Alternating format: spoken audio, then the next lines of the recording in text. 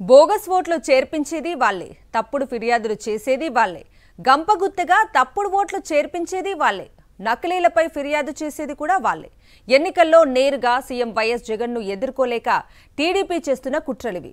My party dashboard పేరుతో AP ప్రజల పూర్తి సమాచారాన్ని నిబంధనలకు విరుద్ధంగా సేకరించి కుతంత్రాలకి పాల్పడుతోంది టీడీపీ.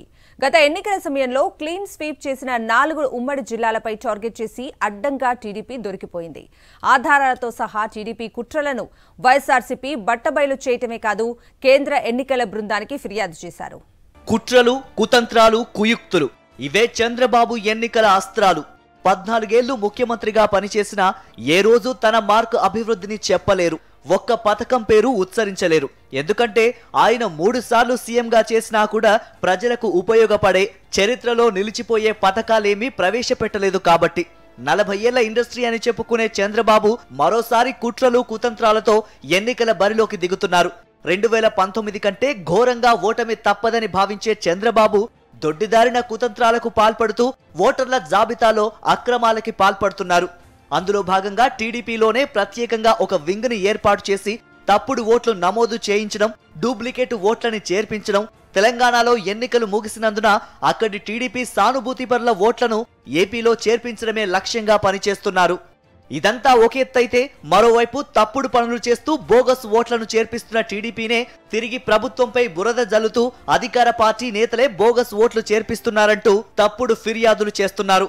ప్రధానంగా గత ఎన్నికల సమయంలో వైఎస్ఆర్సీపీ క్లీన్ స్వీప్ చేసిన 4 ఉమ్మడి జిల్లాలపై గురిపెట్టి కుట్రలకి టీడీపీ తెరలేపింది.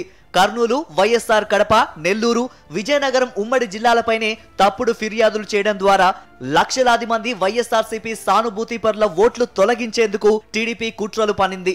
ఈ 4 జిల్లాలలో లక్షలాది మంది వైఎస్ఆర్సీపీ సానుభూతిపరుల ఓట్లను తొలగించాలంటూ తప్పుడు సమాచారంతో టీడీపీ ఎన్నికల సెల్ కోఆర్డినేటర్ కోనేరు సురేష్ గంపగుత్తగా ఫామ్ 7 దరఖాస్తులు ఎన్నికల సంఘానికి సమర్పించడమే టీడీపీ కుట్రలకు నిదర్శనం.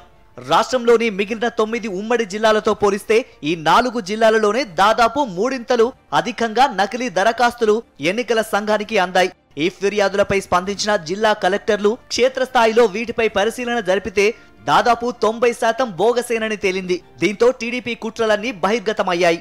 లక్షలాది ఫిర్యాదులపై అధికారులు స్పందించి విచారణ జరపాల్సి ఉంటుంది కాబట్టి మొత్తం సమయమంతా ఈ పరిశీలనకే సరిపోతుందని, తద్వారా అభివృద్ధి కార్యక్రమాలు జరగకుండా అడ్డుకోవాలని, రాష్ట్రంలో అభివృద్ధి సంక్షేమ పథకాలు ఆగిపోతే ప్రభుత్వానికి అప్రతిష్ట వస్తుందనే కుట్రలతోనే టీడీపీ తప్పుడు ఫిర్యాదు చేస్తోందని వైఎస్ఆర్సీపీ ఎమ్మెల్యే పేర్ని నాని అన్నారు.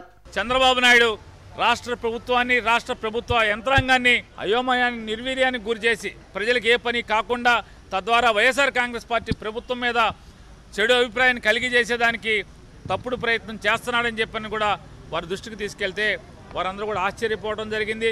ఈ కోనేరు సురేష్ మీద క్రిమినల్ చర్యలు తక్షణం తీసుకోవాలని చెప్పని మళ్ళీ ఇటువంటి తప్పుడు, ఎందుకంటే ఎన్నికల కమిషన్ సూచనల మేరకు, వారి యొక్క నియమ నిబంధనల మేరకు ప్రతి బూత్కి ఒక రాజకీయ పార్టీకి, ప్రతి రాజకీయ పార్టీకి బూత్ లెవెల్ ఏజెంట్ని ఏర్పాటు చేసుకునే దానికి చట్టరీత్యా అవకాశం కల్పించారు. 67,370 ఓట్లు తొలగించాలంటూ గంపగుత్తగా ఫామ్ 7 దరఖాస్తులని టీడీపీ ఎన్నికల సెల్ కోఆర్డినేటర్ కోనేరు సురేష్ ఎన్నికల సంఘానికి అందజేశారు. ఎన్నికల సంఘం ఆదేశాల మేరకు కర్నూలు కలెక్టర్ ఈ దరఖాస్తులపై క్షేత్రస్థాయిలో BLOలు, డిప్యూటీ తహసీల్దార్లతో విచారణ నిర్వహించగా దాదాపు 60,000 వరకు ఫామ్ 7 దరఖాస్తులు బోగస్ అని తేలింది.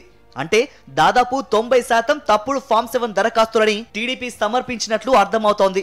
దాదాపు 12,000 మంది ఓటర్లు బతికే ఉన్నప్పటికీ కూడా వారిని చనిపోయినట్లు చిత్రీకరించి వారికి ఓటు హక్కు లేకుండా చేయాలనే కుట్రలు బట్టబయలయ్యాయి. బజారున పడి దొంగ అని చెప్పి ఇవాళ 2019కి ముందు ఏ ఓటర్ లిస్ట్ ఉందో ఇవాళకి అదే ఓటర్ లిస్ట్ ఉంది. కావాలంటే ఎవరు వస్తారో మీ మీడియా సమక్షంలో మేము నిరూపించడానికి సిద్ధంగా ఉన్నాం. ఆ వాళ్ళ తప్పుడు ఓటు కాంది వాళ్ళ తప్పుడు ఓటు ఎట్లా అయింది? కేవలం ఎన్నికల యంత్రాంగం, అంటే జిల్లా యంత్రాంగాన్ని మొత్తాన్ని గ్రామీణ స్థాయి నుంచి మండల స్థాయి, రెవెన్యూ డివిజన్ స్థాయి, జిల్లా స్థాయి వరకు కూడా రాష్ట్ర ప్రభుత్వం ఉన్నటువంటి ఏ కార్యక్రమాలు ప్రజలకు చేయకూడదు, ఎన్ని స్తంభింప చేయాలనేటువంటి తప్పుడు ఉద్దేశంతో మాత్రమే తెలుగుదేశం పార్టీ వారు ఇటువంటి అభియోగాలు చేస్తున్నారు. దొంగ అన్నట్టుగా ఇవాళ బజారుకెక్కి మాట్లాడుతున్నారు. గత ఎన్నికల సమయంలో సేవామిత్ర పేరుతో కుట్రలకి తెరలేపి అడ్డంగా దొరికిపోయిన పచ్చ బ్యాచ్ ఈసారి మరో కొత్త ఎత్తుగడతో ముందుకు వచ్చింది. గడిచిన 4.5 ఏళ్లుగా సీఎం వైఎస్ జగన్ సంక్షేమ పథకాలతో దేశంలోనే ఆదర్శంగా నిలిచారు. ప్రజలకి నేరుగా డీబీడీ ద్వారా పథకాలు అందించి అవినీతికి చెక్ పెట్టడం ద్వారా ప్రజాభిమానాన్ని పెంచుకున్నారు. ఈ కారణం చేతే వైనాట్ 175 అంటున్న వైఎస్ఆర్సీపీని నేరుగా ప్రజాక్షేత్రంలో ఎదుర్కోలేక ఓటమి భయంతో ఇలా దొడ్డిదారిన కుట్రలు కుతంత్రాలతో దొంగ దెబ్బ తీయాలనే చంద్రబాబు వేసిన పాచిక పారలేదు సరికదా. దొంగే దొంగ అన్నట్లుగా ఉంది చంద్రబాబు తీరు.